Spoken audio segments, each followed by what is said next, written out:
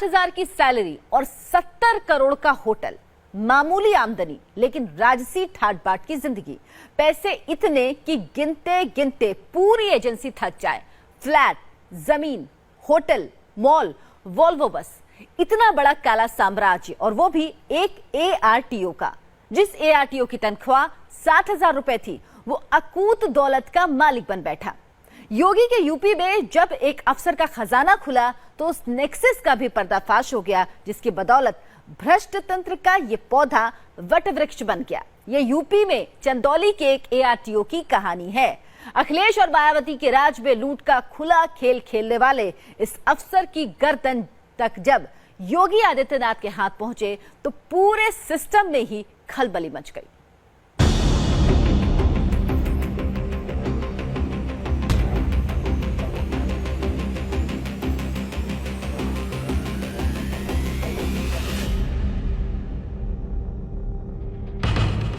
$70 करोड़ का होटल, 16 करोड़ का shopping complex,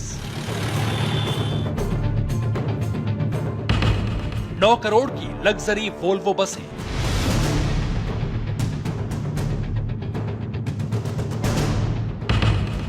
airport के पास 35 बीघा जमीन,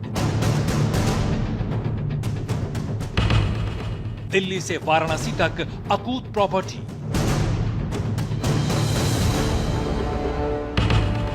योगी के शिकंजे में 500 करोड़ का ARTO,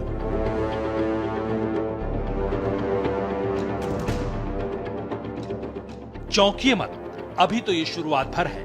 प्रॉपर्टी की पूरी डिटेल सुनेंगे तो आपके पैरों तले जमीन खिसक जाएगी।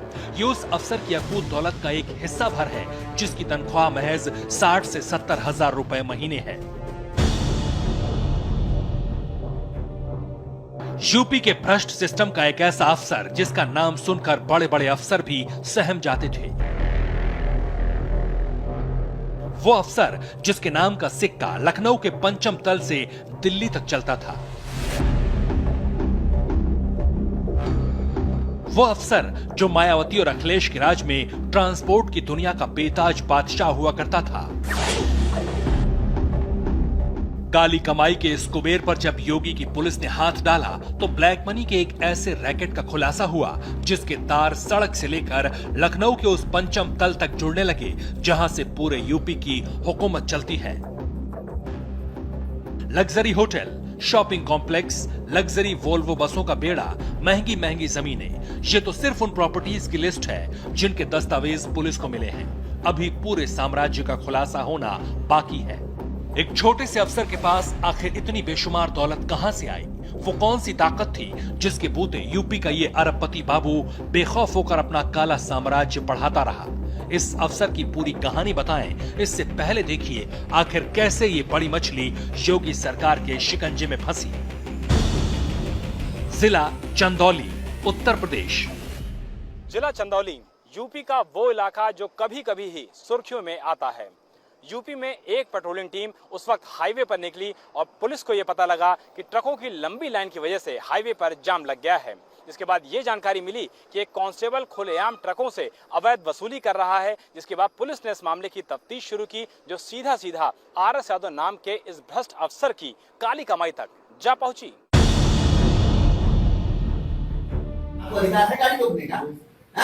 क्यों रोका आपने गाड़ी? कोई नहीं, अगर मैं यहाँ से जाऊँ और चौराहे पे मुझे कोई पुलिस वाला न मिले तो मैं क्या करूंगा कि मैं पुलिस वाला बंद करके वसूली करने लगूंगा? थाना नहीं है, उस थाने का कोतवाल नहीं है, इंस्पेक्टर नहीं है, टिकट नहीं है, 100 की गाड़ी नहीं चल रही है। पुलिस स्टेशन में खड़े इस कांस्टेबल को देखकर क्या आप अंदाजा लगा सकते हैं कि ये शख्स महीने में करोड़ों रुपए की वसूली करता होगा? आईडी है? आईडी नहीं है। नेम प्लेट है? नहीं, यहाँ लगी है नेम प्लेट। तो जब नेम प्लेट नहीं लगी, हमारी लगी है। सब लोग जानते हैं कि मैं त्रिपुरारी पांडे, है ना?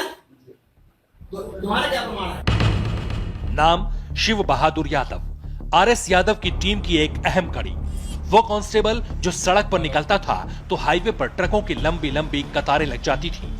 भ्रष्ट अफसर के इस साम्राज्य में एक और किरदार है नाम है महेंद्र मौर्य। महेंद्र आरएस यादव का प्राइवेट ड्राइवर है।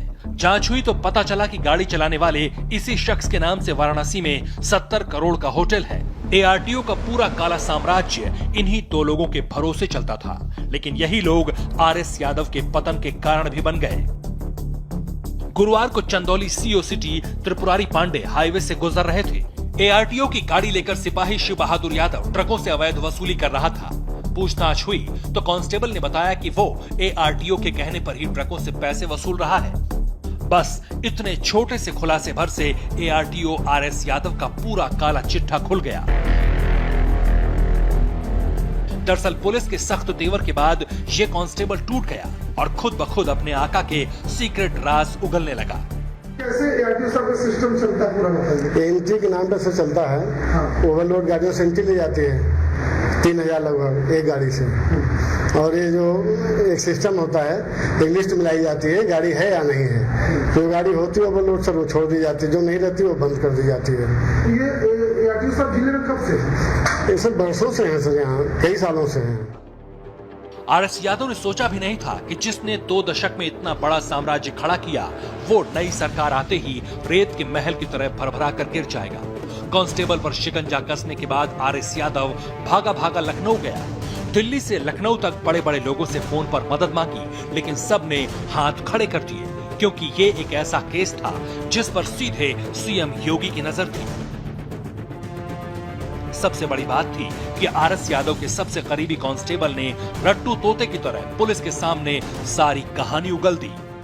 आप लोग जो पकड़ते हैं गाड़ी जी, जो पैसा वसूलते हैं वो कहाँ जाता है? तो सब उसमें आधा आरटीओ साहब लेते हैं और आधे में हम सब हम लोगों को मिल जाता है और ऊपर चला जाता पैसा से। कितनी गाड़ियाँ चेक करती है रोड पर? रोड पे मिलने के ऊपर है सर। कांस्टेबल शिव बहादुर यादव से मिले इसी सुराग के बाद यूपी पुलिस ने ताबड़तोड़ छापेमारी शुरू की और खुलती चली गई सारी कड़ियां। वाराणसी से शैलेश चौरसिया के साथ संतोष जायसवाल, इंडिया टीवी, चंदौली। 33 साल पहले आरएस यादव ने उत्तर प्रदेश जल निगम में बतौर जूनियर इंजीनियर नौकरी शुरू की थी।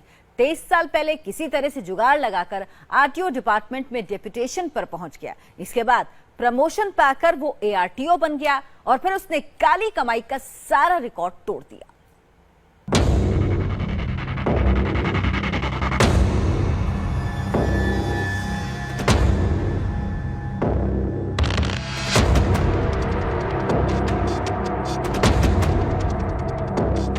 मैं बता तो रहा हूँ, आरोप सब गलत है। सर बताया जा रहा है वाराणसी में कई संपत्तियां हैं आपकी, वोल्वो कई गाड़ियां हैं। संपत्ति सब डिक्लेयर, कोई बस नहीं, कोई डिक्लेरेशन। सही संपत्ति है क्या? सारी सब डिक्लेयर।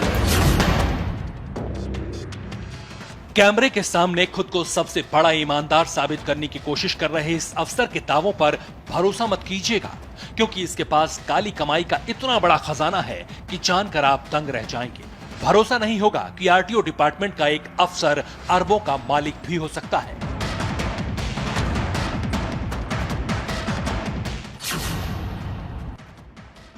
उत्तर प्रदेश के चंदौली जिले में बतौर एआरटीओ तैनात राधे श्याम यादव ने पिछले 23 साल में दोनों हाथों से दिन रात सिर्फ और सिर्फ दौलत बटोरी है। उत्तर प्रदेश का शायद ही कोई ऐसा बड़ा शहर होगा जहां इस घूसखोर एआरटीओ की जायदाद नहीं होगी। मॉल से लेकर कमर्शियल कॉम्प्लेक्स तक, खेती की जमीन से लेकर प्लॉट तक, फ्लैट से लेकर आलीशान मकान तक, होटल से लेकर दुकान तक, लग्जरी बसों से लेकर आलीशान कारों तक, क्या नहीं है आरएस यादव के पास।